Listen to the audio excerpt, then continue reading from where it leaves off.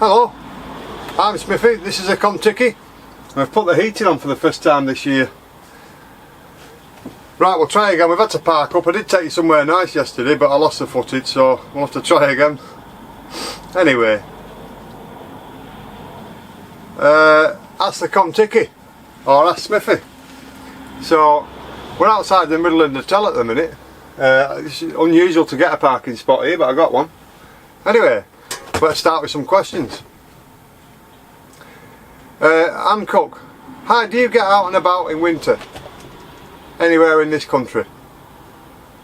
Yeah, well, I try and get out every single day. Well, apart from if there's snow anywhere, because any snow, this would be like a sledge going down the hill. So, yeah, get out whenever you can. I've got heating. I've got obviously electric heating, but you know, I like that. I've got the CO monitor, so we're fine. Yeah, I get out every day if I can. All the time. That's what it's for. You can see me. I've put lights on. Let's try and put another one. How do we get this? There we are. There we are. Now we're cooking with gas. Right. Ian Lindsay. I've got a question for you. It might be a bit late. Yeah, you're not late. I did do it yesterday. It didn't work, so we're doing it today. Are you allowed to drive your motorhome carrying fresh water in the tank? We haven't found we haven't found one yet, but anyway, Ian and Angie. I try not to travel with water in my tank because obviously its tank goes from one side of the van to the other. It is a big tank, and we don't drink out of that water. We only drink bottled water. So I would try. We only use it for cooking. Yeah, cooking. The sink in the bathroom and showers. So I would try, where are we at? I would try and fill up, you know, near to where I'm going to be. That way you're not paying fuel to cart about, you know, 100 gallon of water or whatever it is, 50 gallons or whatever. So yeah, that's what we do, bottled water. Howard Croston. Hi Simon, Smithy. Hope you're so well. Yep, is the gas supply on the Kontiki a bottle or a refill? I just buy gas bottles. Somebody did tell me I don't see the point in you getting. I was going to buy a safe fill bottle, but we don't live full time in the van, mainly because me and Sue spend most of our time either working or looking after my mother or Sue's mother. So, and I think it's £27 a bottle to refill it. Lasts about a fortnight if we go out anyway. But I do have the bush box stove for cooking. I like to cook outside, and I also have the camping gas stove. It's been in many videos. It takes the same gas bottles as this. You live in Preston. Yeah, it's not far. David Mann, where do you take the motorhome for repairs and MOT? I try and take it to a garage in Heysham for repairs. The MOT is at a garage not far from where I live because they don't do repairs at that garage, they just do MOTs. And it's just a car MOT that, you know, that dealer. And he said to me, if this will fit in, I'll do it. And he measured the height of the van, measured the height of his door, it fits in, so he did it. He's not the cheapest fella to do repairs, but I know he's the best, and he's the best at, you know, and if you have a problem, take it back and say, mate, this is, you know, I got him to do my oil change. I bought all the oil filters and everything to do it myself, but I couldn't get on the floor. Obviously I suffer with a bad back sometimes. Ian Lindsay, again. Hi Simon, I have a question. Have you ever had verbal abuse while parked in your motorhome? Ian and Angie. We haven't. We've never had a problem. We parked at Edinburgh once, and we parked at this spot. It was on Park for Night, and it did say there could be a few caravans parked near there that looked like workmen's caravans. And some lads came out playing football, and I thought they're going to kick the ball at the van. Anyway, I went out and I said, "Hey mate, can I have a word?" I said, "We're not from here, so we're just touring, but we're good to go around Edinburgh." And I just engaged with him. He talked to me and he told me, who knows he's still running, and they were fine, you know. Once I'd had a chat with them and they saw that I was friendly enough guy to, you know, in between me deciphering the Scots accent, which was, you know, my Lancashire accent to them. But anyway, it's yeah, they were fine. Well, we didn't stay there that night. They did tell us somewhere to go, so we parked a church car park, or a village hall car park, and when we were there, there was about 4 other vans. Stop it. So yeah, they were fine. That's the only problem we've ever had, and it wasn't a problem really. Peter Ryder, how's your mum? She's fine, buddy, thanks for asking. Yeah, she's doing well, just give her a tea. Leanie, is it Leanie? Leanne Wood? Leanie Wood? Stop it, Benji. Morning, pal. Could do with a meet up. Social distancing all COVID. Thinking Bulbeck. Bulbeck is my favourite park up, believe it or not. I love Bulbeck. It's just I've done a video on it. World's greatest park up, like the Carlsberg advert. Will you stop it? She's on 8, so I want me to stop him. Pervert. It's raining at the minute. Absolutely chucking it down. I said I took you outside. The good thing about the rain, I'm trying to cram it all in before the battery goes again. The good thing about the rain is it's a good opportunity to check every single cupboard, every skylight, absolutely everywhere for leaks. Check everything. So that's a good thing about the rain. Right, Alex, TTXELA, he has a motorhome channel. Not motorhome related, but since you live near Morecambe, have you ever done the Cross Bay Walk? I haven't, but stop it. I haven't, to be fair. Cedric Robinson was the Queen's official guide to the sands, and when I was younger, like 8 or 9, 3 lads, or 2 of them that I knew, and you look up to them when they're like 13 and 14, don't you, when you're like 8 or 9, they drowned in the bay. So for us growing up, we knew how dangerous that bay was, and obviously a few years ago you had the cocklers, you know, Chinese people that had a problem. The River Kent comes through the bay, and when the tide comes in, that river backs up, and as it backs up it gets faster, and as you go further up the bay, in Arnside, I don't know if they still do it, but they used to have a siren, like a World War II sat going off when the tide came in. Comes in faster than a horse can gallop, believe it or not. So if you're not quick, you'll get washed away. But yeah, the bay is the most dangerous place I know on earth, to be fair. You've got to be careful. Always be careful at the beach. I'm careful. Roy Huller, I hope I'm getting it right. What do people set the motorhome tyre pressures to? As my tyres say 69 PSI, but my motorhome tells me 72 to 79. I'm not honestly sure, mate. I set mine to what my tyres say. My book does say something different, but I think the book relates to whatever the manufacturer specified as the tyres you should have. I've got Michelin tyres. Now somebody else asked me, oh, you've asked another question, Roy, so about views on motorhome tyres as regards light van tyres. Motorhome tyres have got a code on, CP, or C I think it is. Mine have got CP on, or something like that. And somebody did ask me and I had a look, and what it is, the actual tyre wall is thicker than an ordinary tyre, because if I was parked here for a week, the weight of my van on these tyres would obviously bulge out the sidewall. So the sidewalls of the motorhome tyres, CP, you know, it's there to strengthen it because you're parked up for weeks on end, other than just an ordinary work van or a van. That's the reason why they can be a bit dearer, but you get what you pay for. Mine are Michelin. They were Michelin when I bought the van, and I've replaced them with Michelin. So having a taxi for years, if you replace it with cheap Chinese tyres, they'll last 8 weeks. Replace them with Michelin, you might get 6 months out of them. That's the difference. JP Laramu, probably saying it wrong. He has a YouTube channel as well. How about the top 3 sites, and would you would go to and invite me? My best 3 favourite sites, I'll stick to England because we've toured Europe a lot. In England I would say Beacon Fell at Longridge. Fantastic site. We've took the caravan there for many years, we've had fun. I did hear that it had gone downhill a bit, and the last time I went the toilets could have done with cleaning, and you know, I don't know why some staff, maybe they just got round to it at that time, but yeah, I love Beacon Fell. It's got a nice pool, it's got everything you need. Chingford in Essex, what was Chingford? Lee Valley Caravan Park, that was a great site. That was a lot of years ago. And Crystal Palace as well, under the TV mast. I don't know if it's even still there, but anyway, them 2 in London, we use them as basis to tour London a lot, because I've been to London a lot, and that's how we used as a base, them 2 sites. John Bateman, I'm trying to get through these as quick as I can. Hi Simon, what is the power of your solar panel? I have no idea, mate. What type of solar controller do you have? The solar controller is it's just one with 2 USBs in. I replaced the solar controller I had but I asked somebody and he said, get this one. Will you stop it?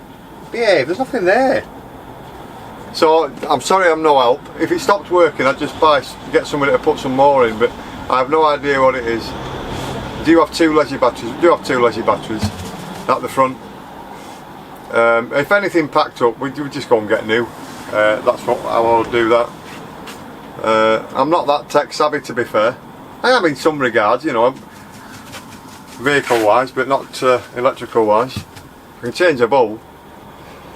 Jeffrey Wilson, hi Smithy, when you change your lights to LED, did you change the outside lights? What I did, as in headlights and tail lights. Tail lights I did, because the big white light outside, when you put it on to shine outside, stop it. I actually made a mistake. Instead of buying 2 white bulbs, I bought 2 red bulbs.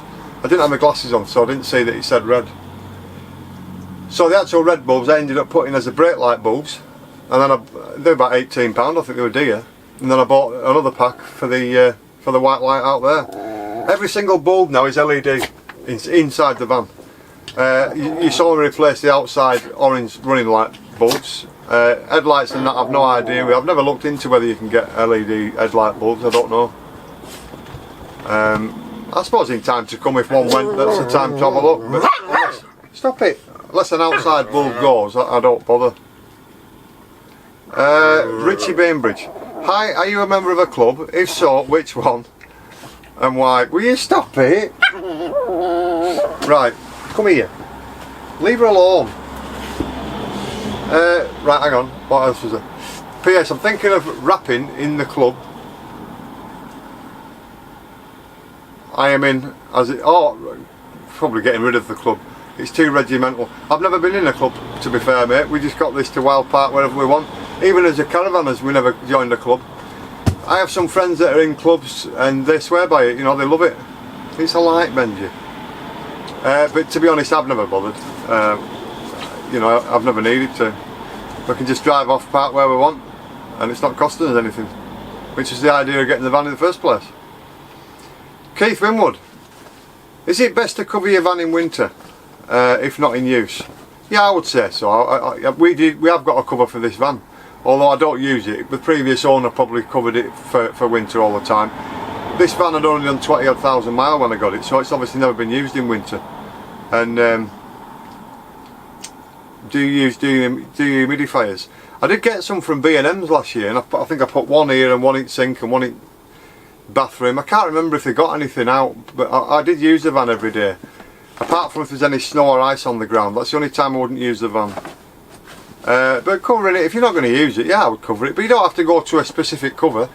Buy the cheap tarpaulin from, is it Wix? You just want like, you know, some type of plastic that goes over it. And then just refresh it every now and again. Open the door, you know, go in. That's what I would do. Mark Airedale. One question, does the shower have hot water when off the mains? Yes, it does. We have hot water there in the sink, hot water in the shower. Yeah, no problem. Sue had a shower at the side of the road in Scotland, parked in the middle of nowhere. Yeah, we have no problem with that. Shut up, I'm making a video, shut up. Posh Paul. Question. During winter, I run the batteries down. I left it overnight. Have you ever depleted all your batteries? I haven't, to be fair. What is your solution to restart it? Mine's a 3 litre diesel. I've never run the batteries out, to be fair. If I did, I would just call the, what are we in, green flag? I'd just call green flag, get them to sort it out. I'll say, battery's gone. I don't know whether you mean the internal batteries or the van battery. If it was the van battery, I would just get green flag to sort it out. The internal batteries, I would just take it to a garage and say, get me some more leisure batteries. Hitch up on tour. I have a question, tea or coffee? Just in case we ever meet up. We drink both, me and Sue, we're not fussy. If we're out and about, we'll drink a latte. You know, we prefer a latte to anything else. But yeah, we will drink tea and coffee. But I like coffee, you know, I'm into fresh coffee at the minute. I have ordered some coffee, so I'll do a little video of that, somebody's coffee. They have a YouTube channel. Kieran, would you ever full-time live, or would you live in it full-time? And if you change your motorhome, what would you buy next? I wouldn't have a problem with living in this van full-time. We don't need to, but if we had to do, I wouldn't pay rent on a flat or whatever for £600, £700, £800 a month. no chance. I'd just go and buy a cheap caravan and put it on a site for £80 a week. But yeah, if I had to live in somewhere, the van would be ideal. Obviously we'll look after my mum and Sue's mum and everything else, so such is life. My mother got dementia 3 weeks after buying this van, and my mother-in-law 8 weeks after buying the van, so it's how it works. I would rather spend 5 years looking after my mother. She would come before 5 years living in the van, let me tell you. Anyway, Captain Fantastic. I loved Morecambe. Great, yeah. The town has got its head screwed on. I would like to ask the following: if you had a choice, is there a particular model of motorhome you would like, and why? And in your working career, what job did you do? I was a taxi driver for 20 odd years, and before that I was a bus and coach driver. Before that I was a recovery driver, and before that I was a parcel delivery driver for Interlink Express. I've done all sorts of driving jobs. They were easy, that's why I did it. As regards... Shut up! Somebody's walking past. Behave! Come here. Alan Heath has got a channel on YouTube. He keeps showing motorhomes, and I messaged him. I said, to stop showing me these, I'm going to end up buying one. Anyway, I would want one like this, like a living room at the back. I thought about a fixed bed one. Shut up! You've got something in your eye. I wonder what that noise was. I thought about a fixed bed one, but no, I prefer this, because obviously your living room's going to be in the middle then. And I would just get another one like this. Everything's there, and you sit and you just relax, and you know, how do you beat that? It's great. All your windows are here. Yeah, I like it. You can see out all directions. Hello. Colin Howarth. Could I ask the running cost of your Kontiki miles per gallon insurance? Miles per gallon, I'm about 25-30 miles per gallon. I don't drive silly, I just take it easy. You know, I'm not in a rush to go anywhere. And insurance is about £360 a year. It went up 70p this year. I think that gas bottle's going to run out. Tax, I've no idea. We just pay it direct debit. Is it £13 a month or something? I can't remember. It's not that dear, to be fair. Obviously this is licensed and registered as a motorhome, so it's, you know, I think you could get cheaper tax. I can't remember, to be fair, mate. Who was that? That was Colin Howarth. Andy from Many Full Adventures. Have you and Susie ever slept in the bunk? So that's the bunk that pulls down up there. We have slept in there, but only once. And I'm in my 50s now. You need to pee a lot, so when you're up there and you need to come down the stairs every 5 minutes to have a pee, it's easier to be down here. The reason we were up there is because our first Benji had passed away and we didn't need to be down here. I said, go on, we'll try it up there. It's just pull it down, you've got your bed. But now I've got these two, we'd have to be down here, because they would just sit here and howl and cry that we were up there. And I couldn't take them up there, because will you stop it? He'd probably jump off. Grant Matt Nab, what is your favourite meal to cook in the Kontiki? I'm going to have to hurry up now because the battery's going to go. What is your favourite meal to cook in the Kontiki? My favourite meal has got to be egg and bacon, cheesy on the middle and folded over. Oh, I could eat that. In fact, I'm going to eat that when I leave here. Sue's favourite meal that she cooks, she does a mean spaghetti bolognese, all fresh ingredients, green peppers, garlic. She also is a bit of a whiz at chicken supreme, believe it or not. And she does it because my mother used to take me to a cafe. We used to go shopping once a week. She used to take me to a cafe, and we always used to get chicken supreme up Promenade. She used to pay for my shoes to be shined by some fellow that used to tell me stories about biblical people, John, Paul and Simon and everybody else, and to keep you entertained, I suppose. And we always got chicken supreme. Anyway, Jam Jar 69. Would you invest in one of those Chinese diesel heaters? I thought about that a long time ago because I have an army box, and I saw a video of somebody building one and putting it in there on the outside of the van. But I'm actually going to use that army box on my cycle rack. When we go away, all the outdoor cooking stuff that we've got, including wood and things, and barbecue charcoal, it's all going to go in that on the bike rack. So, you know, I do have heating in the van, so and this as well. Otherwise, yeah, if I didn't have heating, I would get one, definitely. Jason Burke, what size gas bottle do you have? It's 7 kilograms, I think. It lasts about 10 days, a fortnight. you know, just don't go silly with it. I do a lot of cooking outside if the weather's alright. I'll get some wood from somewhere and just put it on the bus box stove. That's how I brew. You know, a good fry up. You can fry anything. And I sit there laughing me because I know that I'm cooking and it's costing nothing. It's free. And that's why I do it. It's all fun as well. Bob keeps telling me to light the fire with one match. I'm going to do that, Bob. You'll see. I'm going to have a bit of fun with that. Would you recommend refill bottles like the Safe Fella? Yeah, why not? If you can get it, yeah. There's nobody sells it local to me. I think the nearest place is Bolton. But if I was ever passing Bolton, I would probably buy one, to be fair, because I can fill it up for £7 or whatever. And there's a lot of places in Morecambe and Heysham that sell the gas. Near Asda, the big Asda, if you know the area. They sell it. They'll actually let you refill your bottle anyway. They'll let you do what you want. Somebody said they laid. That was interesting. It just went off then, the camera, which is a bit, well, that's what it did yesterday. It just said recording exceeded limits or something. So anyway, we've got a few questions left. What was that one? Oh, gas bottles. Yeah, I would recommend the Safe Fill bottle. We're going to have to join these two bits of video together. Jam Jar 69 again. If you and Sue could go anywhere in Europe again, where would you go and why? I would love to go back to the World War II invasion beaches. Portsmouth to Cairn. Cairn is where Pegasus Bridge is, where the British landed at midnight. 50 miles away is St Mary Glees, where the American paratroopers landed on the village, unfortunately. But in between them two, the whole route is called the Overlord route, and it's signposted. You follow the whole route, and we had a fabulous time there. And when we'd finished in St Mary Glees, we headed down to Mont Saint Michel. So I think that's the area I would go to. I love Normandy in that area. Kevin Abassi. Are you planning a trip to the Irish Republic? We would love you to visit us in Dunfanaghy. Is it? I'm probably saying it wrong. I'm not doing you justice, I'm afraid. That's the last question though. But Sue, believe it or not, is Irish.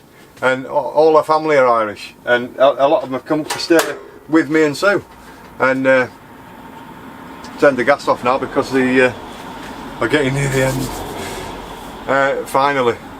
Yeah, so her family are Irish. Her dad, I couldn't understand what he was saying. He was from, I don't know what you prefer, London, Derry. He was from Derry, as he would tell you. But he's, you know, he spoke that fast. I just agreed with him all the time. And he said to Sue, I don't like him, he just agrees with me. So he wanted a row now and again. But yeah, he was a good fella. Down to earth, salt of the earth was Sue's dad, Tony.